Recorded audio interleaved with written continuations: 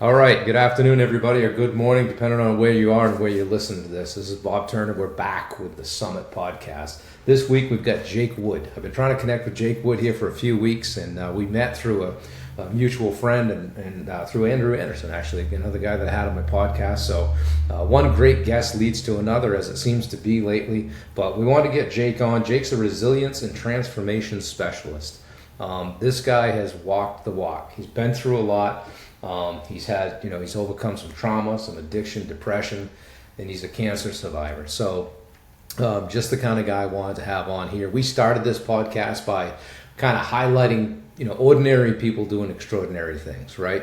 And Jake, you're all about that. You're doing stuff. You've now taken your experience, your what I call relatable experience, and transferred it into helping people, leveraged it into helping people. You've really done it. You kind of, when you give people advice, you've really been in their shoes. And so I'm looking forward to talking to you today and hearing about that. We chatted a bunch a couple of weeks back, and I was like, wait, I want you to tell the story on the podcast. So like so many other times, I roll the ball out, see what's happening, see where the direction of the conversation goes. But we just want to hear from you and hear what you've been through. So thank you for coming. Thank you for taking the time. Tell us where you're at, where you're located, what you're doing, a little bit about yourself. Yeah, absolutely. First of all, thank you for having me on here. Sure. I'm actually out in Utah, it's north of Salt Lake, about 20 minutes, late in Utah. And right now, I'm a director of Partner Alliance with a tech company, but also starting up my coaching practice. The coaching that's my passion, right? Like, tech is cool and all, but I've always been a people person. I've always been in leadership positions, management, now a lot of mentoring, coaching that way. Wanted to be a basketball coach growing up. I love basketball, and life obviously took me to a different direction, but I like basketball too, but I'm 5'8". I'm 5'8" on a good day, so basketball kind of went by the wayside. Yeah, but Muggsy Bogues, man, Muggsy Bogues, 5'3", so yeah, right. Yeah. Yeah. So you're in Utah, and there's some kind of parallels here where I've got my contracting business, and that kind of pays the bills, but I really enjoy this stuff over here too, and kind of fills my cup. It sounds like the coaching thing really fills your cup. Oh, yeah, absolutely. Because when I think about my life, sometimes we want to be like, why did I go through all of that, right? And it was like, I didn't go through all of that for no reason, right? So it's like, I want to do something to where I'm helping those people, right? Like building resilience and transforming through adversity. There's not a better teacher than that, I feel like. So, that's where that passion kept flowing from there. Yeah, no, let's get into it. You've been through a lot. You're coaching people now who are going through a lot, but did you have someone that helped you through all that, or was it just like you just kind of fought your way out of the corner and said, hey, all right, now I'm not going to let anybody else do that. I want to help people. Yeah, great question. Because I get asked that all the time, like, how did you continue to keep trying? So from the beginning, I'm from a small coal mining town in Utah, small town. And I grew up very religious, right, in a Mormon family. My great-great-great-grandpa was actually the fourth prophet of the church. Wow. And so that whole side of the family is just, all of my uncles, they teach seminary. It's a big family too, so it's really, really religious. But I struggled. I struggled living up to the standards. When we go through those early years, that's when we start picking up those, like, our gremlins, right? The thoughts of, like, mine was, I'm not a good person, right? I don't belong here. And it was like at an early age, but then it just seemed like within the church, it kind of was getting reinforced because I was struggling living the standards. And so each time I did something wrong, it was for everybody to see, right? Right. So it was really tough. I was going to be, fast forward through, or right out of high school, you go on church missions. right? That's a big Yep. thing for the church. Um, but I had made a mistake before I left. I knew a lot of people did the same thing, Mm-hmm. and they still went. So I was like, I'm not gonna tell them, right? I'm just gonna go. I'm not gonna let down. I mean, I was gonna be the first one in my family to go. Everybody's looking at me, and I lasted a week and a half. I was supposed to go to Tallahassee, Florida, Yep. and I just, as soon as I got there, they put me in a leadership position. Everybody started to talk about how wonderful I was and like such an inspiration. And it was just killing me because I hadn't told the truth. And so I couldn't do that anymore. I didn't want to, trick anybody. And so I told them I was sent home for my mission because of that. And shame and guilt just kind of took over at that time. I've always been kind of a sensitive person, and I turned to drugs. Right, like I didn't do anything in high school, but as soon as I got sent home, that's when drugs came involved, and because that town is so small, it's everywhere. Drugs Isn't are it funny how the church and the religion, and I don't care, what your faith is, but church is supposed to be a good thing, right? Mhm. But really, ultimately, it puts you in a very bad spot. Of course, you're accountable to your own decisions and what you do and how the choices that you make. But interesting that at a time when they could have picked you up, they kind of dropped you. That's where, so church at its purest, I think religion at its purest is a beautiful thing, right?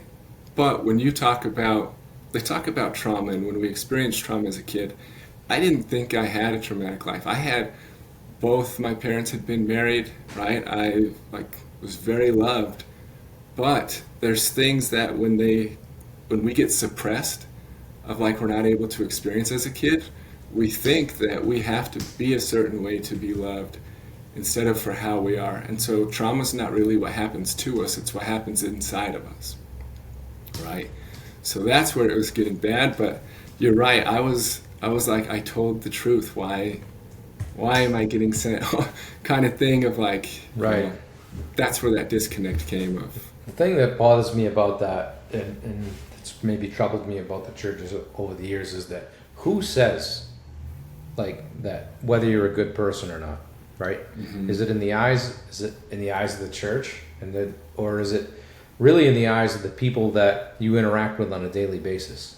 If you're out trying to be a good guy, you're trying to do right by people, you're trying to do the right things, But here you were trying to fit the mold, for lack of a better term, and be whatever the church decided you should be, whatever the determination or the definition of a good person would be, right? That's it. And That's trying interesting to hard, me. Yeah, right? And exactly. trying really hard to be Right, that person. right. So, well, so then that turning into drugs, like I went the complete opposite way, right? I am a sensitive person in like naturally, but I loved hip hop. It's kind of crazy because it was like but it was gangster rap, right? It was like a completely opposite of what it was. But I started to become, I thought as a gangster. I started getting tattoos because one, I couldn't feel and I wanted to, right? The depression of like Right. that was kind of a release to feel, but it was just like I wanted to be kind of hard, and so I started doing stuff where I was eventually excommunicated from the church. They told me they were going to hold a council for me to discuss that, and I just said, "Hey, go Come ahead. I on. don't care." Yeah. Um, but when I got that letter that said I was excommunicated, like, I didn't think I cared, but then it was like, Jay or Brother Wood, you are no longer a member of the Church of Jesus Christ of Latter-day Saints, and I can't tell you how like, it killed me. And I didn't think it would, but man, it hurt. So it's interesting that that an institution that made you feel, or that you came away from feeling that badly, you really still had an attachment to, it was Oh really yeah. still defining your happiness. Hmm. Yeah, because I was raised really well. Like my parents did their best, and when you think, it's like we all have trauma, right? Like they had their trauma from, needs not being met. So it wasn't anything, on that end. But it was like that faith really kept me going for the longest time. Like my mom, she was diagnosed with MS when I was 12. And like that's kind of things that helped us get through it, right? Like that perspective of there's got to be something. So that was helpful in that way. But that's they not they teach you. Well, yeah, they teach you if you don't do certain things right, you don't go to the temple, then you're not going to be with your family in the highest degree. And so I would always hear, my parents or grandparents, it's like, we don't want any empty chairs up in heaven. Well, here I am. I just got excommunicated. They're having an empty chair. Yeah. Yeah. So that killed, especially when you have such a big family. Like you love them so much, Well, that's the thing, is a lot of pressure, right? Like, hey, you gotta, and I've seen it, whether it be with the Catholic religion or whatever, where, there's just a lot of outside pressure to conform, right? Mm-hmm. In the eyes of the church, this. In the eyes of the church, that. Mm-hmm. But I don't know. I've always taken more from how I made somebody feel, right? Yeah. Or like, people don't remember what you said; they remember how you made them feel. Exactly. Yes. And so, how low you must have felt after getting that letter, and then dealing with that. Where'd you go from there? Now you got this letter. You're out. You get tats. You're down the road. So it's funny because, and this is where things kind of come back into play of like people, like you had said, like people coming into my life.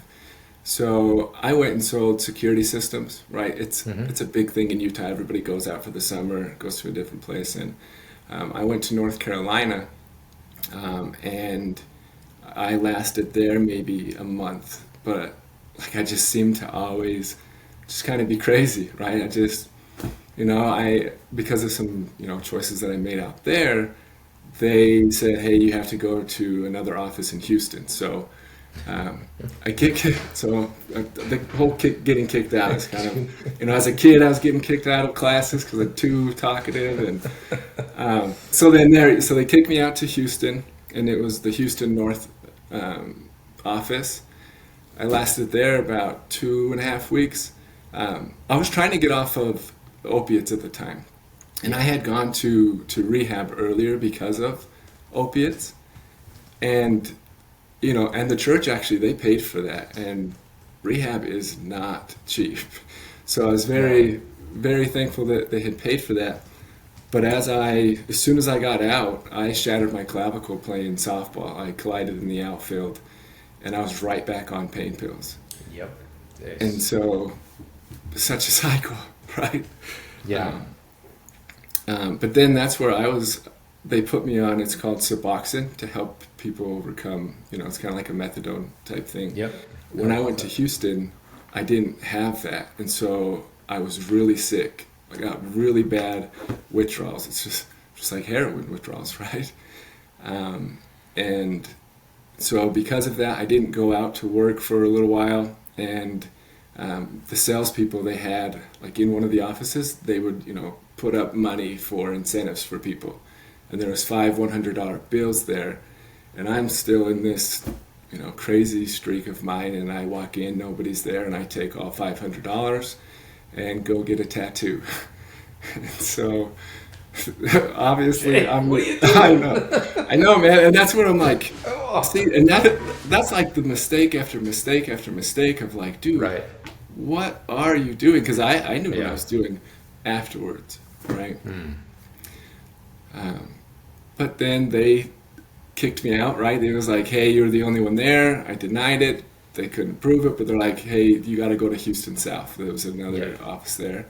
As soon as I walked in there, it was a bunch of Canadians, coolest people in the world. But they were there with their wives. They're all clean cut. And immediately, I knew they were all Mormon. I immediately knew, I was like, this is my family, right? It reminded me of my family, and they accepted me. They were like amazing. But what it did, it was like, it reminded me Um, are you familiar with the prodigal son story? Yes. It was kind of like that, where there's a point where the prodigal son has left, right? He loses everything, and he's eating with the pigs, and he's thinking to himself, he's like, man, even my father's hired servants are eating better than I am. Like, I'll go work for him, right? Here I am, just all like that. And that was immediately what came to my mind. It's like, man, my whole family, all of them are so happy. They have kids, and here I am depressed, like, just getting kicked out of everywhere. The outcast. An outcast. I'm like, I'm gonna try to get back into the church. And so I started writing a journal, and I would say, and it's kind of hard for me because I would say that this point on until I was rebaptized was probably the saddest thing. And when I look back at it and read my journals, it kills me because of that fact that I thought I was alone. Because I was excommunicated, I didn't have the gift of the Holy Ghost. And so it was like, okay, I need this. But like there were times where it was like, I read a book where it said a man it would be better for him to suffer sickness and even death before he's excommunicated. That was the very first page of my journal. Was like, I just read this, and it's like, man, here I am excommunicated, and a man, it's better for him to go to like, persecution, sickness, and death. I'm like, okay. I'm like, I guess I deserve that, right? I'm like, all right, I guess I deserve that. I'll just keep fighting. But like, addiction's hard, right? And like, it was a lot of, with drugs, but it was also morality stuff. And if you, like, morality stuff is like next to murder, right? That's the sin they say is next to murder. So I'm like, dang, I'm on that. So it's like I'm a bad person, right? Like that's coming up. It's like I'm next to a murder because of the things that, like, a lot of times it's natural and normal for others. But the rules were I had to be good, completely good for a full year. No immoral stuff, no drugs, no anything, and I could not do it. Right? I couldn't get myself clean, because if I were to mess up. And this is where the major depressive disorder comes in, right?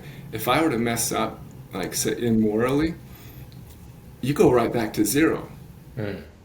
So you get some time, and so then it's like I get depressed, and I'm like, all right, screw it, I can't handle this. Then you go to drugs again. Yeah. So that was kind of the cycle for. That's a dark spot to be, and I've never an addiction or anything like that. And at times in my less sensitive days, I would say, well, hey, that's a choice. They made a choice. But, you never know how somebody got where they're at. And so I try to offer a little bit more grace. Maybe it's because I'm a little bit older. Grew up a little bit. Yeah. So how'd you turn it around? I mean, you had to keep repeating this cycle and get busted back to zero, so to speak. How'd you turn it around and get some forward momentum going? Obviously, you're at where you're at today, and how many years ago was this, and what'd you do to get out of that? So this was around 2008, I believe. So I had been excommunicated. So I started doing the drugs when I was 19, when I got sent home. I was excommunicated when I was 22. And then for it was about 6 years of trying, right? I would move away from that small town because I needed to get out of there. And then just kept screwing up. I'd get to the point where I just want to commit suicide, right? At one point it was just, I swallowed a bunch of pills, and somehow I was able to text an ex-girlfriend's mother. I was out behind the baseball fields, and I was able to text her to tell her where I was at. And I remember them like coming to get me, in the ambulance, and I didn't want to go. And then I remember my older brother coming, right? And he's like, Jake, please go. Like, please go with him. So I ended up going there. I ended up in rehab again. And the second time was when everything changed. I had worked with bishops before. In the 12-step program, that you write your moral inventory, and then step 5 is you share that inventory with somebody. And you're sharing like everything. They want you to write everything that you've done your entire life. So it was a very vulnerable spot, right? Yeah. When I was reading it to him, though, it was like in the second page, and I looked up and he was falling asleep. And I was just like, okay, like I just am like, I'm done, man. I'm like I understand, like I saw that he wasn't like really into it. And so that was a bad experience. And so I went to that second rehab, and of course they're wanting me to go through the 12 steps again. I get to that step 5, and my aunt actually lived in the place where the rehab was, and she's like, I have a really cool bishop that you could read it to. I'm like, all right, I guess I have to read it to somebody. And I kid you not that he was on the edge of his seat, just fully engaged, just really trying to understand, very curious. And it was just like he was acknowledging what I was saying. He was Yeah. validating what I was saying. It's like, man, like no wonder you're going through this. And I was so like when somebody really listens to what you're really saying, that's such a profound experience. That's such a huge, that makes such a big impact on another person in leadership, in like, the regular communication you have. It's just So it huge. sounds And you've like it probably was all seen you it. really needed. It's all you really needed all along from the start, really, was maybe Yeah, somebody just listen, instead of being exactly. like, you need to do this, you need to do that, Yeah. But you would think that I would have gotten better, but I left rehab and I moved back to the small town where I started doing drugs again. I started selling. But after a year of that, just a year, I had that impression of like, I bet you if I go work with that guy, if that bishop, I bet you he can help me get clean and get baptized. And so I called my aunt and said, hey, I would like to, it's like, would you guys take, I basically asked if I could move up there with them. And they took a chance, right? And like, I'm literally selling drugs. I have this past history of like, doing good and then screwing up. But they took a Yeah. chance. That's where I met Andrew. He was in that ward I went to, and I worked with that bishop, and I was able to get clean. He wasn't a letter of the law kind of guy. He was a more spirit of the law, of like I still had to wait the year, but when I would mess up, and he would made it to where it's like Jake. He's like when somebody messes up, like they're right here, like they might feel guilty, or whatever. He's like, but when you do, he's like you're clear down here. He's like, I'm not telling you to like minimize the sin, right? He's like, but I'm kind of saying minimize the sin, right? Like, Right. you're not going all the way back in the 12 Yeah. step or AA, like people count the days, how, Yeah. how many days sober, but then when you mess up, you're going back to zero. And All the like way with back. Yeah. me, but that's not how life is. You're not going back to zero. You don't keep that scoreboard. It's an inner scoreboard. Good That point. progress that you've made is a lot more than that outer progress that score would show, right? Yeah, no, So, absolutely. That's interesting, and I know a lot of people do the you've heard of 75 hard. You have to do a bunch of these things and 2 workouts and all that stuff. But if you mess up on that, you go back to day one. So, mhm. but it's interesting to hear you say that life really, I guess life really isn't that way because you can't go back.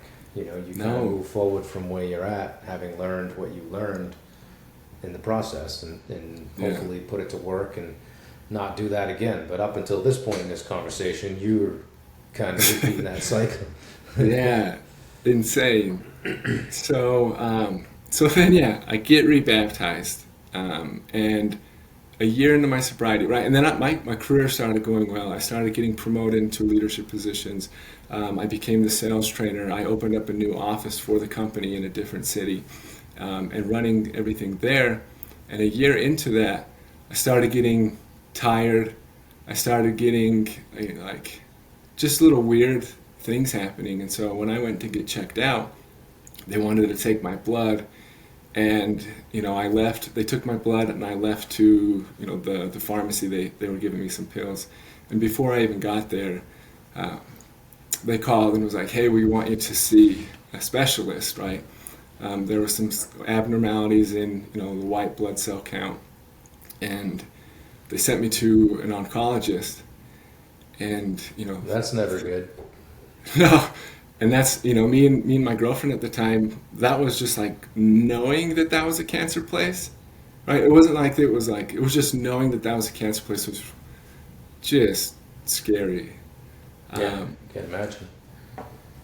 but it was about 2 or 3 days after that, after the blood, they called me early in the morning and I didn't answer because I didn't know the number. Sometimes you do that. Yeah. But then they immediately called back again and I answered and they said, hey, we need you to come up here, talk about your results.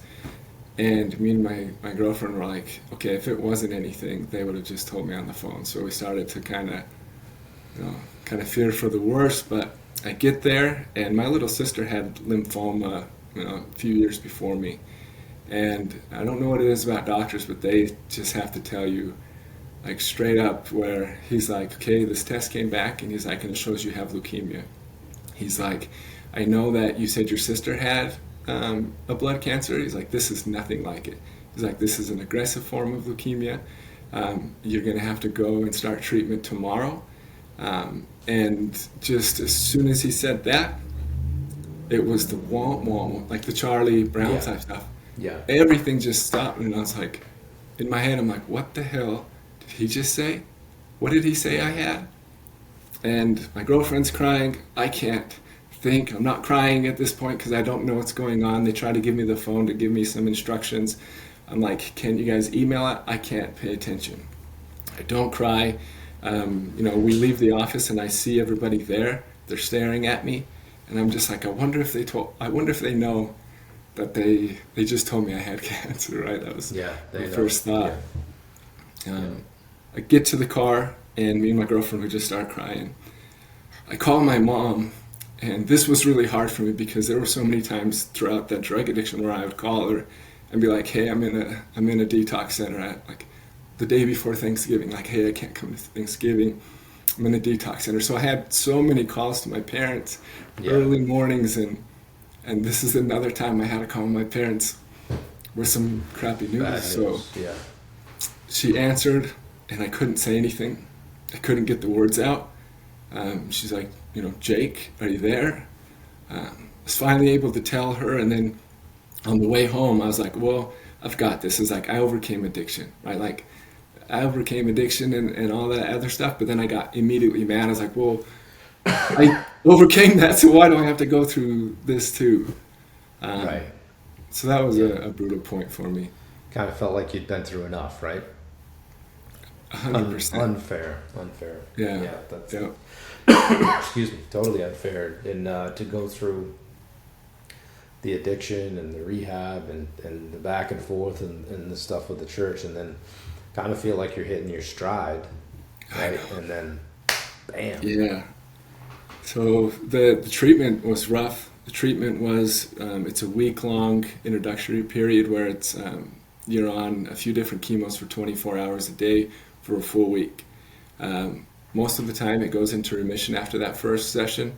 Mine didn't, and so we had to do another full week of chemo. Because of that, I spent 2 months in the hospital there, but because of that, they told me I should do a bone marrow transplant. And when they were explaining what that was, like before I signed off on it, they had to explain where it was. And this is where the name of my coaching practice came, because they sat me down and they told me, like, in order to save my life, we have to take you to the brink of death, right? They have to kill completely everything in my body before they could replace that with the stem cells. And my little sister they had just started doing half matches, right? I didn't have a full match in the registry, but they tested my family, and luckily there's 6 kids in the family, so I had a lot of options. But my little sister ended up being a half match, and so I was donated there. But I was just like, okay, what if I don't do this? Because hearing that stuff, I was like, I don't know if I want to. But they said if I didn't do it, it'd be like a 70% chance, 80% chance it comes back, and if I did do it, it would drop it down to like 20, 25. I'm like, all right, I'm gonna do it. I'd take those odds too. Right. Yeah. Yeah, so Easier to had say a lot when of you've been through it. yeah. So I had a lot of complications. I lost 75% of my lung capacity.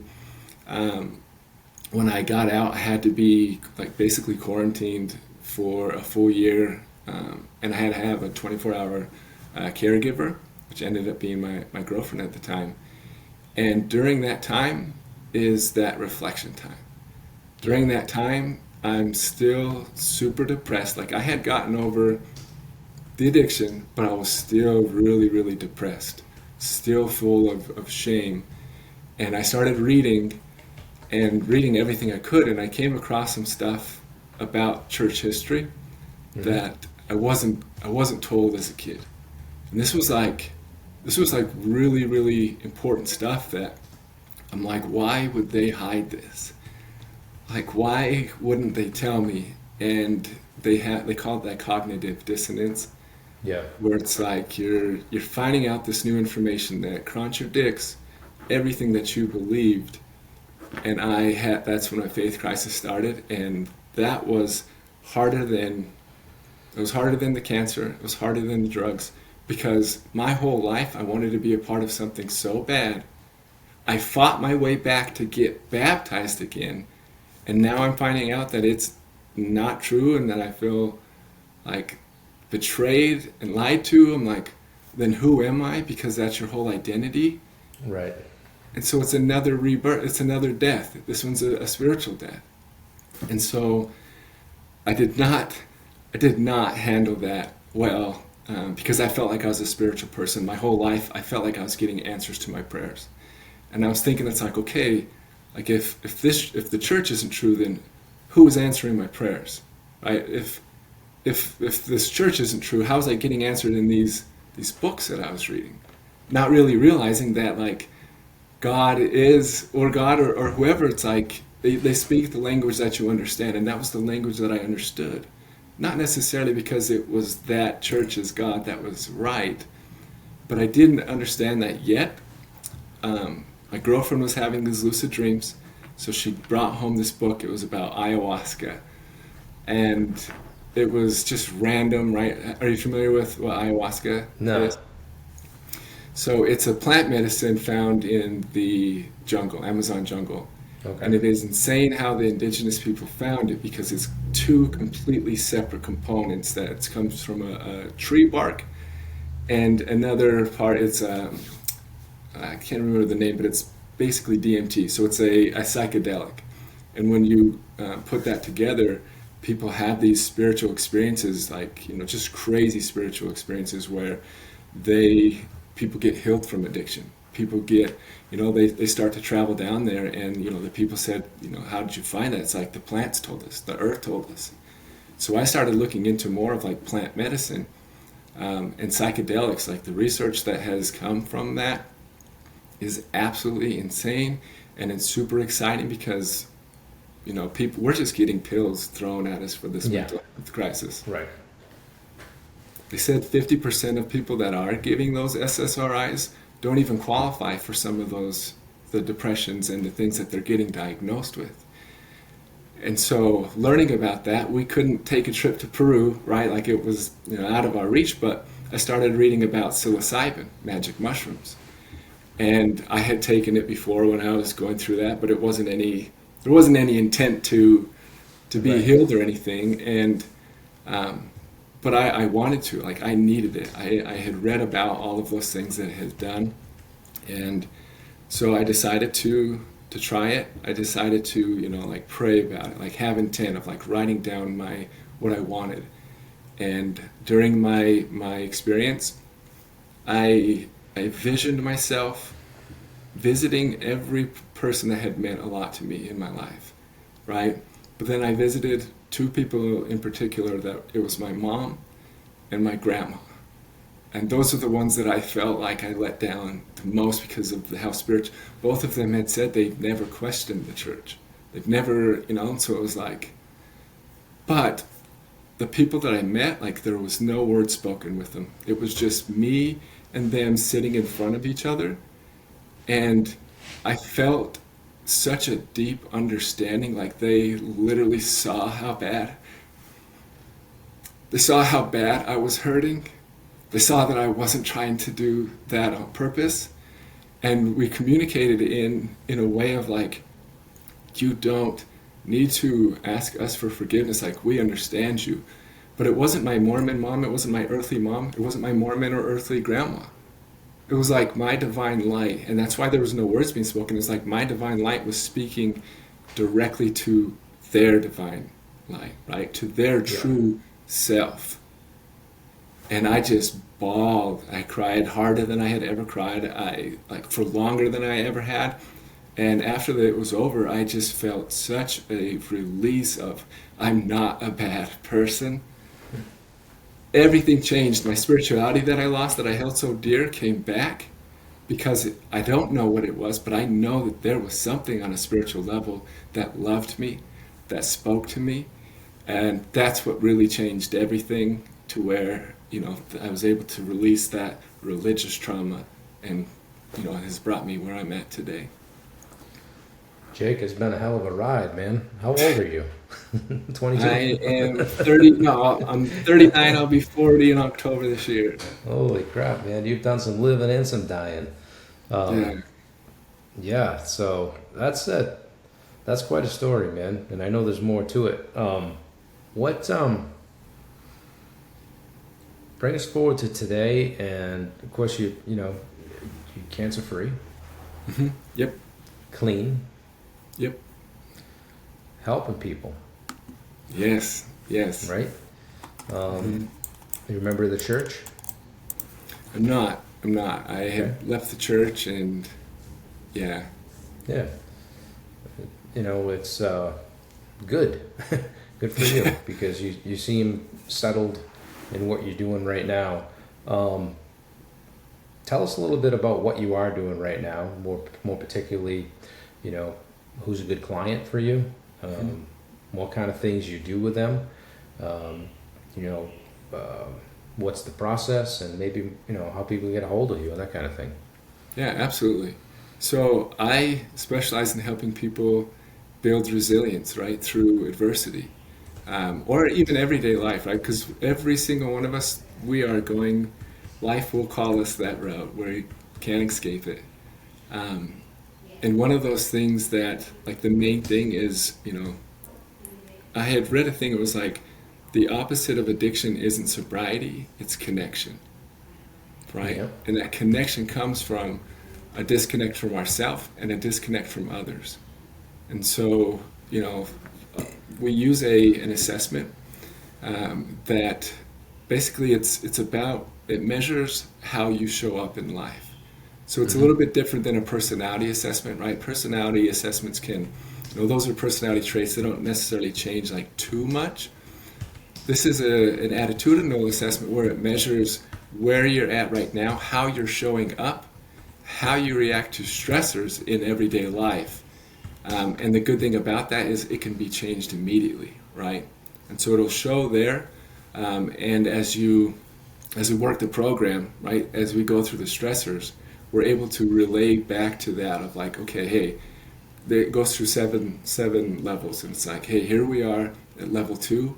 This is a catabolic energy. Catabolic meaning, it's a destructive type of, building down. And this is an anabolic energy, something that builds you up, right? That influence. And so we work on that. And a lot of it is trying to overcome those limiting beliefs. But we aren't able to find those if we're not asking those questions, right? Right. Are you working with people one-on-one? Is it once a week? Is it once a month? How do you, what's your structure?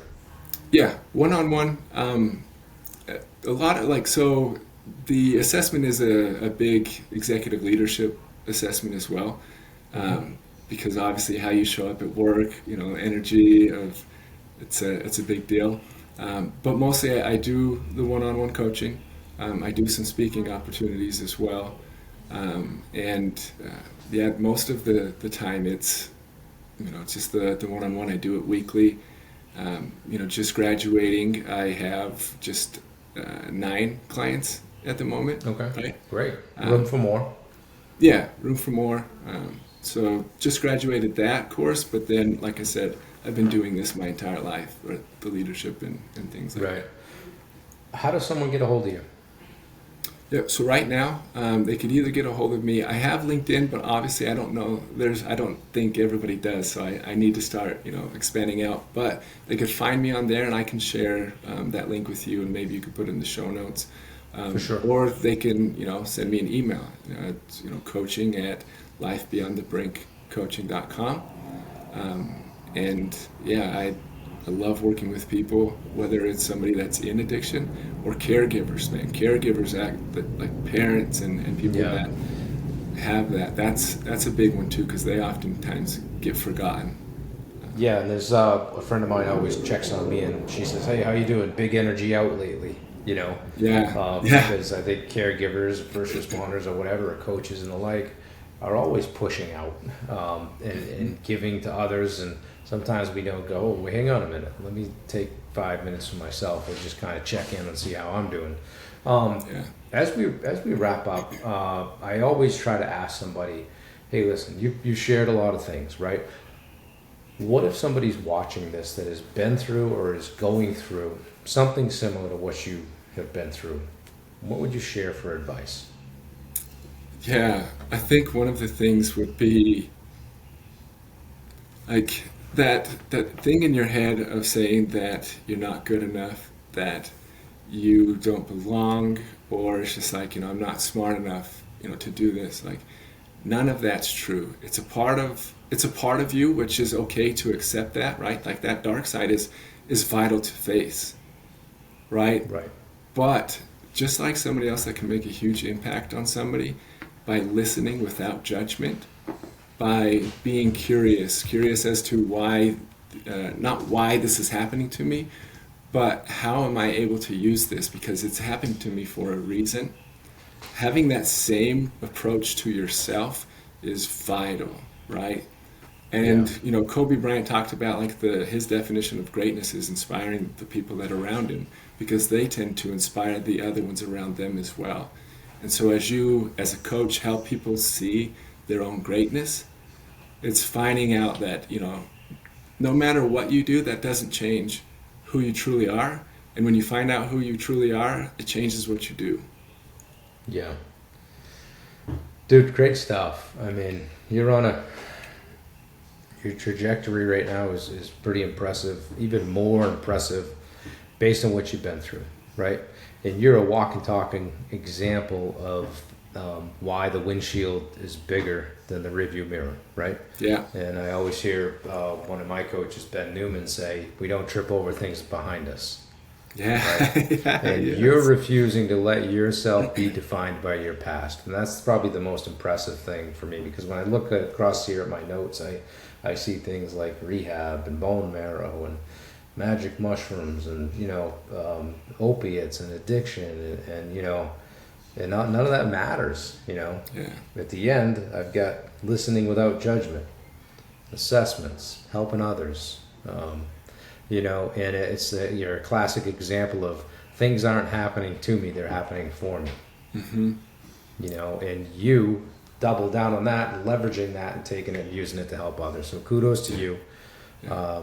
I appreciate you being on and taking the time. Sharing what you shared is not easy, especially pushing that out to a bunch of people whom you don't know. But the way I look at it is, one person gets one thing from this. It's been certainly worth my time, and I hope it's been worth yours. I appreciate you being here. Absolutely. I appreciate you having me, Bob. Yeah. All right, Jake. Thanks again. We'll talk to you again real soon. Awesome.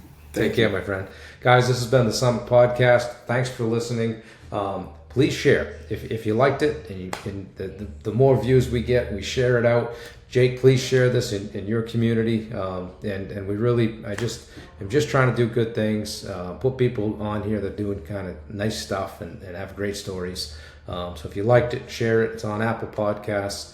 And we'll be back again next week. Thanks a lot, guys. Take care.